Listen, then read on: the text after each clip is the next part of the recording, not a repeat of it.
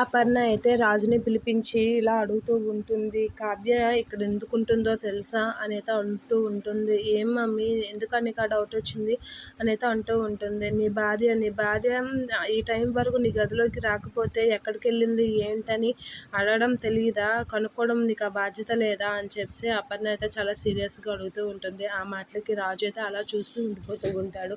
అయినా భార్య ఎక్కడ పడుకుంటుంది ఏంటి అనండి ఇంకిత జ్ఞానం కూడా లేదు, నువ్వు మనిషివేనా అని చెప్పి తిడుతూ ఉంటుంది. రాజు అయితే తలదించుకొని అలా చూస్తూ ఉంటాడు. కావ్య అయితే అలా పక్కనే నిల్చుని అలా చూస్తూ ఉంటుంది. ఇక కావ్య ఇక ఎవరు ఏమీ లేనట్లుగా ఈ వంటగదిలో ఈ నేల మీద పడుకోయింది అని చెప్పి అయితే అంటూ ఉంటుంది. ఏంటి అని చెప్పి రాజు అయితే షాక్ అయ్యి అలా చూస్తూ ఉంటాడు. అయితే నా గదిలోకి నేను రావద్దని చెప్పలేదు, వస్తే వెళ్ళిపోమని చెప్పలేదు, తనే రాలేదు, నేనేం చేస్తాను అని చెప్పి రాజు అయితే అనేస్తూ ఉంటాడు.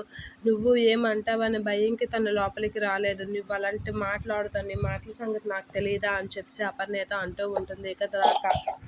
కావ్య అయితే అలా చూస్తూ ఉంటుంది. రాజు అయితే అయినా నేనేం చేస్తాను మమ్మీ, తను రాకపోతే నన్ను అంటావేంటి, అసలు నాకు తనకి ఏంటి సంబంధం, అయినా నేను తను ఇంట్లో ఉన్న ఒక మనిషిలా కూడా గుర్తించను అనేది అంటూ ఉంటుంది. ఇక అపర్ణ అయితే కావ్య ఇక్కడ పడుకుంది ఆ నేల మీద అని అనేసరికి, అయినా ఇక్కడ నువ్వు పడుకోవడం ఏంటి, ఇక్కడ పడుకొని ఏం చేద్దాం అనుకుంటున్నావు, నా గదిలోకి వస్తే నేను కాదంటానా అని చెప్పి రాజు అయితే అంటూ ఉంటాడు. ఆ మాటలకి కావ్య అయితే షాక్ అయ్యి అలా చూస్తూ ఉంటుంది. అపర్ణ ముందు నువ్వు నన్ను అందరి ముందు బ్యాట్ చేయడానికి చూస్తున్నావు అనేది, ఇక్కడ కాకుండా ఇంకెక్కడైనా పడుకోవచ్చు కదా అని అంటే, ఇంకెక్కడ నువ్వే చెప్పురా అంటే, ఇంకెక్కడ నన్ను చెప్పమంటే నేనేం చెప్తాను మమ్మీ, మీకు తెలియదా ఎక్కడ పడుకోవాలో, నాకు తెలియదు అని చెప్పి రాజు మాట నెట్టేస్తూ ఉంటాడు. కావ్య అయితే రాజు కాసి అలా చూస్తూ ఉంటుంది.